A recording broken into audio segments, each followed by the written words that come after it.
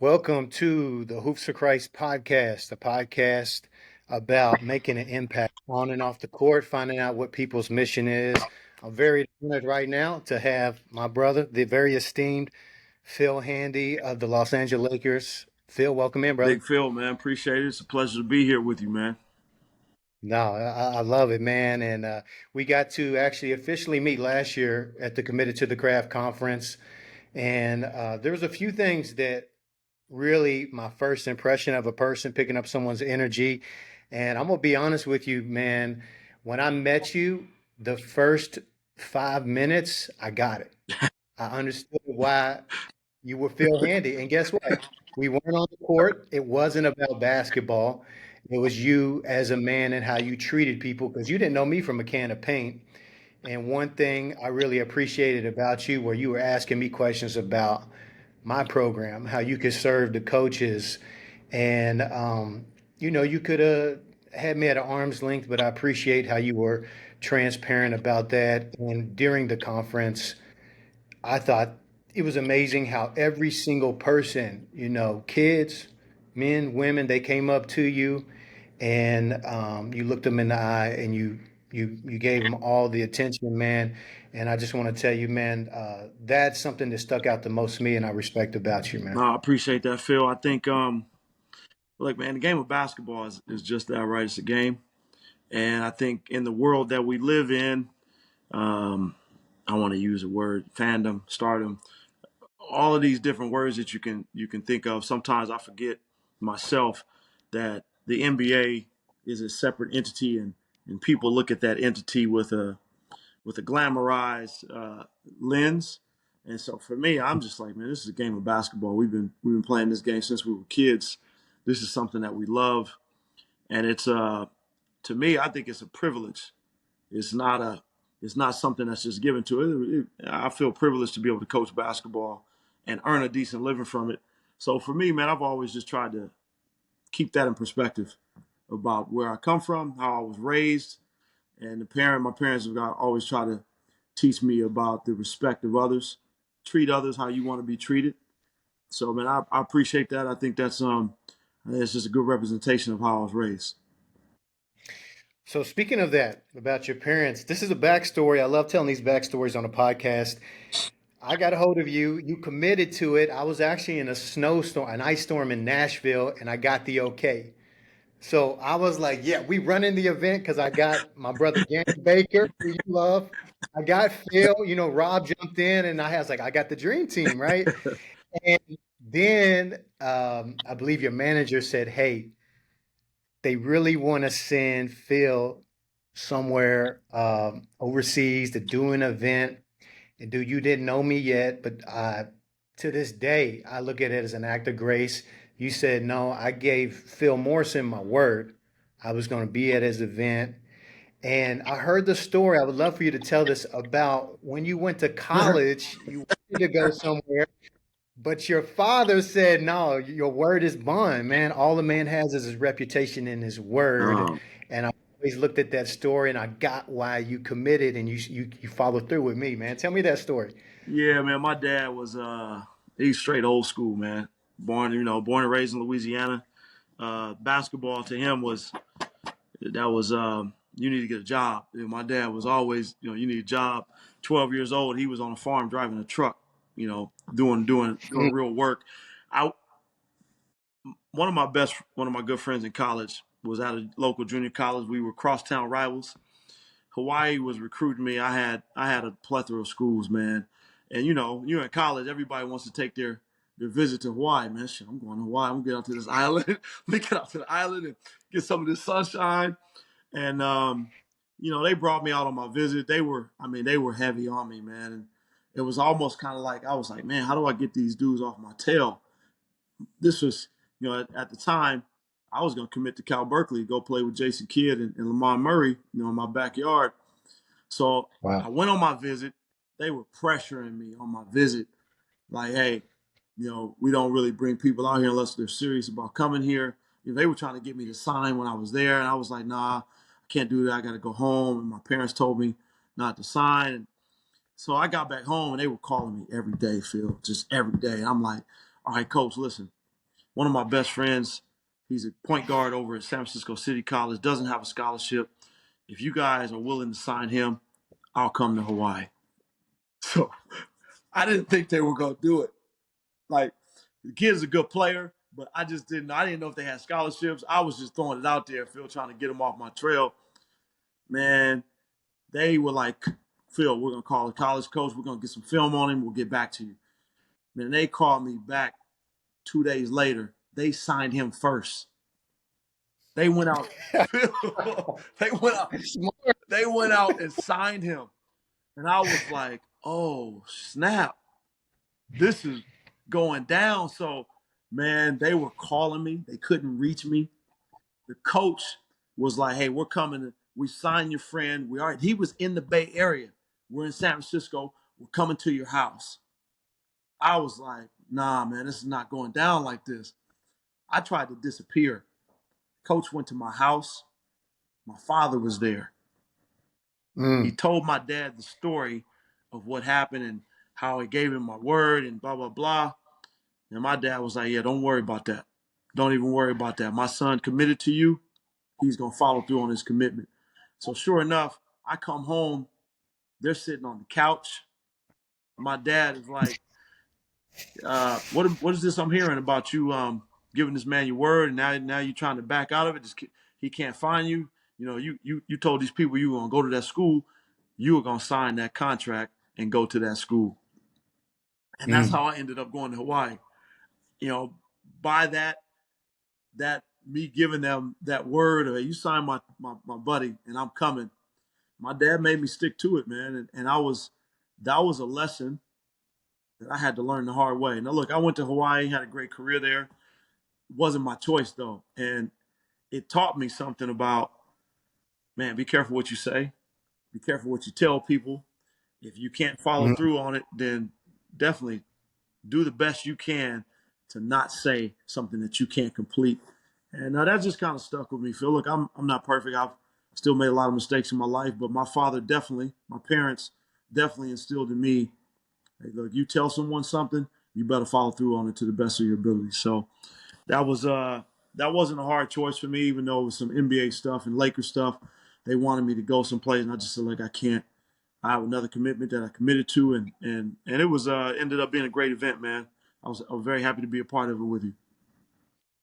Well, I look at that as an act of grace. In my personal life, I just look at whatever's supposed to be yours is going to be yours. And somehow, some way, it feels like, man, the Lord positions people in your life. A door opens that was locked on the other side, and someone had to open that door for you. You know, I look at when you, Gannon, and Rob said yes to my event, that opened up a door, man. My life's changed over the last year, and definitely you're a big part of that, man, as far as the opportunities that come my way. One that really sticks out, before I went overseas, I reached out to a lot of people that played in the Philippines, where you're about to go this Yeah, summer. My dream was to go there because my mother's Filipino, and she passed away. So I felt like it was a way to continue my dream of playing, but also maybe get a little closer to my mom in some ways. And no pro over there would answer me. They all kind of big dog me. Hmm. But there was one guy, and he was a big time player, man. He got a nickname, Machine Gun Kelly.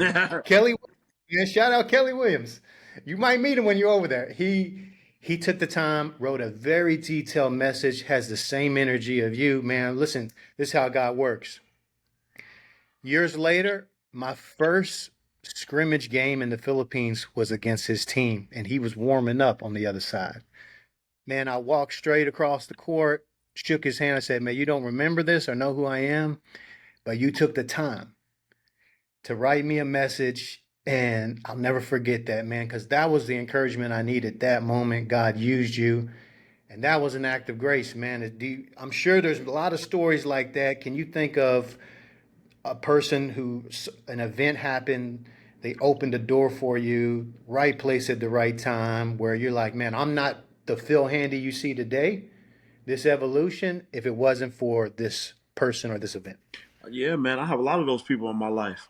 I mean, I think we all, right? Anyone successful has someone who given them the opportunity, some kind of way, whether it be advice, Sometimes it could be financial. Sometimes it could just be giving you their network, or just giving you the opportunity to figure out the best way to reach the goals that you're trying to reach. So I have a lot of those people in my life, Phil. There are a lot of people that have helped me along this journey. I didn't get here by myself. I started my business in an area called Marin County, and the head coach of that high school, his name was Rick Winter. He was the head coach of that high school. For some reason, man, grace of God, he saw what I was trying to get accomplished with the kids. This coach didn't know me from Adam, and Marin County is a very affluent area. Uh, not too many black families in that area, but at the time, this man saw that I was really trying to help kids and athletes get better. Marin Catholic is probably the most prestigious school in that area. He gave me keys to his gym and said, Mm, Coach, I love what you're doing with these kids. As long as you train our kids in this area, look after them, train the kids at my high school, you have this gym anytime you need it. Gave me a key. mm. And that was the launch pad of my training business at Marin Catholic High School. Rick Winter, man, blessed me in so many different ways. Phil, I did my business for 11 years. I never paid a dime for gym fees. Wow. He blessed me tremendously to run my business, grow my business, and become who I am today, man. I'll never forget just that act of kindness. So again, on different levels, right? There's always somebody that plays a part in our lives that helps us get to where we want to be ultimately. So, in a way, you're paying that forward. I definitely see that. A lot of people come, I've come to you, obviously, your work with your app, your certification event coming up in LA this summer, but they come to you and they view you as someone who's made it and is an authority. From the position you sit in, is there certain qualities that you think are really important for a great coach, or in our day and world, a great basketball trainer, what they need to have? I think the number one thing, man, is humility. To me, that's the number one word. I think a lot of people in the coaching world and the training world, the ego that they possess is is something that's out in front of them. Man, I try to disarm people every chance I get because of maybe what people have seen about my career or who I've coached and some of the accolades I have. Man, so I try to help people understand right away. Look, my love for the game of basketball means that I'm here to help anybody and everybody that wants to get better. And I have no ego when it comes to that. I don't care who you are as a coach, as a player. If you want to get better and I can help, I'm going to help any way that I can. So I really think those two words for me, humility and being egoless, are the two most important attributes that we can have as coaches and trainers, because it's not about us. Even though we are, we're kind of like the catalyst, or we help people a lot. It's really not about us, right? It's about what we give and what we put into the athletes that we work with, the teams that we work for. That's our serving. We're here to serve. I think a lot of people don't understand that being a coach, you're serving the greater good of the athletes that you work with. So in some way, we are serving these people so they can take care of their families, so they can, earn more money, whatever it is. We're serving them to help them be the best athletes that they can be. And that's not really about us, right? You have to have a spirit of giving and understand that, being a leader is again, it's about sacrifice. It's about sacrificing large parts of yourself for other people to be successful. I think the first thing I said was talking about humility, and you emphasized that. Another backstory that really took me back to the event last year was watching you, Gannon, and Rob. You guys are all powerhouses in your own right, but how your chemistry and your synergy together. I remember Gannon would pull out a notebook and start taking notes as you and Rob spoke. And what I realized at the top, they all are looking to learn from anybody. And at the bottom, and I think a lot of this, you guys operate out of an abundance mindset. And at the bottom, there's a scarce mindset of people trying to get up. and a lot of, in other words, to promote myself, I need to bring you down. And you see a lot of that, the ego. What do you feel like why do you feel like there's such an obsession with being an NBA trainer or needing to prove yourself? Can you speak to that topic of with the boom of social media and the Instagram trainer and people that see Phil Handy and think, I want to be the next Phil Handy. And you're saying, no, let's kill the ego and emphasize humility. Well, I think for me, Phil, the biggest part of that is, well, I want to be the next Phil Handy. I don't know what that means in a lot of people's eyes. I've always had the mindset of how can I help someone else? In the game of basketball has always been about, man, how can I help someone else? How can I help this player get better? And over the course of the years, I've learned and understood my platform and understand the position I'm in. Okay, well, how can I help other coaches get better? How can I help other trainers get better? And so when you make it more about the game and not about yourself, how can we all help the game of basketball be in a healthy place? Right? That means that everybody plays a part in that. The basketball industry is so big, there is room for everyone to have their own slice of the pie in your own area, right? And do your own thing. But as we come together, there's no need for one trainer to tear down another trainer. That doesn't serve anything. It doesn't serve the game. It serves the individual, right? So for me, it's always been about the game of basketball on a global scale. How can we make it healthy? How can we make this product be a wholesome product as much as possible, right? And we all play a part in that. So I've always taken the road of, hey man, I want to show these trainers that are younger, that are coming into the industry. Hey, if you're in the gym with me, there is no job too small. So if I'm in your gym, I'm there to help you. I'm there to assist you. If you need me to rebound, got you. I'm there to help and to continue to learn. It's not about me coming into your gym and trying to take over and run your workouts, right? I'm there to continue to learn as well. And so, man, we always have to remain students of the game. You talked about Gannon writing down. We're students. I'm still a student. Every opportunity I get when I step on the floor, I'm trying to learn something. As much as I'm teaching, I'm trying to continue to learn. So if we can, everyone in the basketball world, I don't care who the coach is, who the trainer is, if you can take the notion of remove yourself and say, how can I help the game of basketball be healthy and wholesome around the world? Everybody plays a part in that, right? So there's always a way to pay it forward. There's always another trainer that you can help. We can't train everybody. I Yeah. can't train every player on the face of the earth. So what does that mean? Well, man, there's another great trainer over there. If I can't do it, I'm certainly not going to put the other trainer down and say, hey man, nah, I don't want you to go work with him. There are so many different voices in the game of basketball, and it's always about the athlete. So if we remember, how can we help the athlete get better? So if this athlete needs to go hear 2 or 3 different voices from different coaches, as long as they're not teaching them bad habits, go for it. Go get it. Because the objective is to help you be the best player that you can be. And that might happen from 2 or 3 different people. Man, you on fire right now, Phil. I'm over here. This is like a sermon right now, dude. Man, these, you know what, Phil? Look, these are things that are dear to my heart when it comes to Yeah. basketball, man. I'm very adamant about helping the training culture become better because What? it is a place that needs to be better. And if trainers would just understand, like, man, listen, there's respect that needs to be given. I show every trainer that messages me, any trainer that comes up to me, any trainer I'm in the gym, I show them all respect. I show them all 100. respect, man, because it's not an easy business to be in. And I think I always try to lead by example by showing people how I operate. Mm, that's beautiful, man.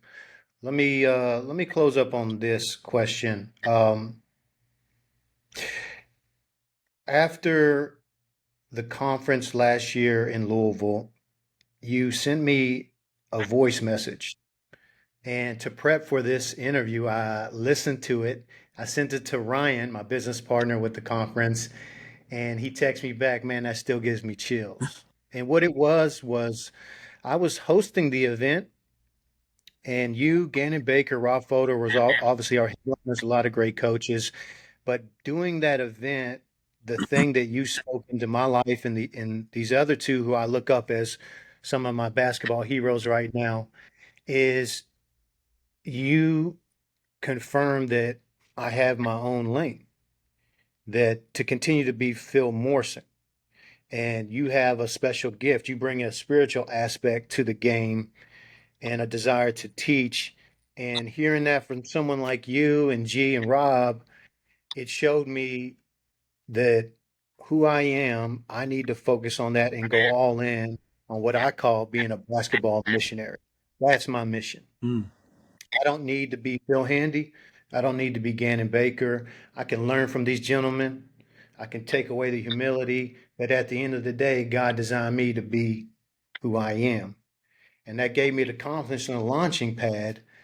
And that's what I would like to know from you is like, what is your mission? What's your why with the game? All that you have accomplished, what's in front of you, and what drives you?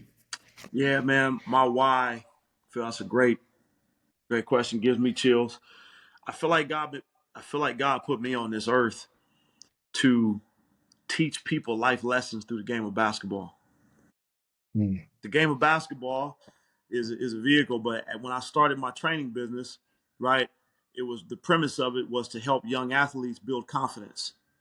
I want you to learn how to be a confident individual. And so, how do you build confidence? One, you learn how to work hard. Two, have some discipline. Three, be accountable for your decisions on the court, right? So, all of these things for me were about, man, I want basketball to help these young athletes to learn how to be hard workers and go get what you want in life.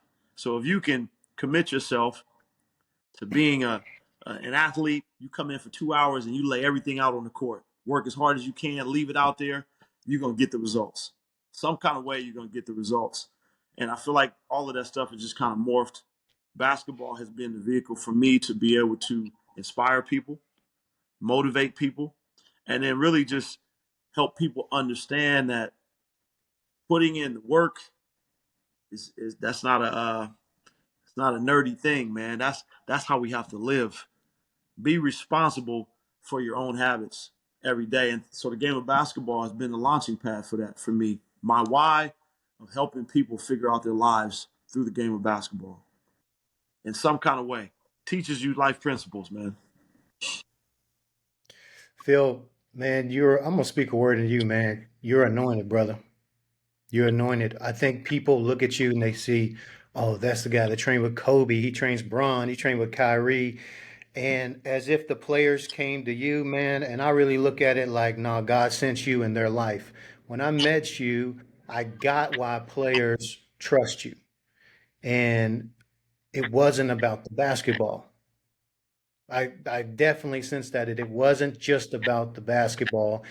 And, man, I pray you just take a step back. You're going all over the world this summer. I think you have no concept of the impact you have on millions of people. And the fact that you're teaching life through the game, man, that's beautiful, man. I And I appreciate that, appreciate Phil. I appreciate that, man. Big time. it. I can't wait to chop it back up in San Diego. Yeah. Man, let us know what you got going on. What do you have going on this summer that they can come to check you out? Yeah, man. Well, I will be. I'll be in the Philippines for a little while. I'll be in Taiwan. I'll be in Singapore. I'm gonna be in Japan for a little bit. I'm doing a nice little thing in Greece, and then I'll have a little bit of a few days in Germany. So there's a lot of things to take place with coaches and players, all over the world. Um, and then then I got my day job. My my day job is to make sure that I'm servicing our players, the Lakers, make sure that they're continuing to get better. And then the biggest thing for me, you know, the two biggest events for me that I really take a lot of pride in is one is I do an elite girls event. It's called Sweat. We started this whole program for women's basketball. Strong women executing athletic talent. Sweat Mm. stands for that. Strong women executing athletic talent. I've always been a big fan of trying to help the women's game grow, and it's growing. So we have that event August 11th and 12th, and then I also have the certification event, which is going in its third year. Yeah, I use the word certification, Phil, but this is more of a community building thing where I'm really inviting people into my home, my home being my basketball court, and sharing my process of all the knowledge that I've gained over the years and giving them a front row seat to everything that's made me successful as a coach. And it's just a great weekend of sharing knowledge, networking. We have about 200 coaches that show up and just kind of have an opportunity to be around each other, talk basketball for 2 days, and that's just what it is, man. It's a community that we're growing to help people. Again, how can we help the game of basketball be in a healthier place? Hmm. And I will say, if anyone's listening to this, watching this, if you can at all, invest in yourself. Get to the certification, get around Phil. Phil's an extension of the community. You're going to learn. Like I said, it's not a cost, it's an investment. I'm coming straight from a missions trip out there, Phil. Yeah. I'm going to be there, man. We're all going to be out there. I'll be out there and show you love as I sit there and soak it up. Phil, thank you so much for the interview, brother. I appreciate you. I love, man. I look forward to seeing you soon, man.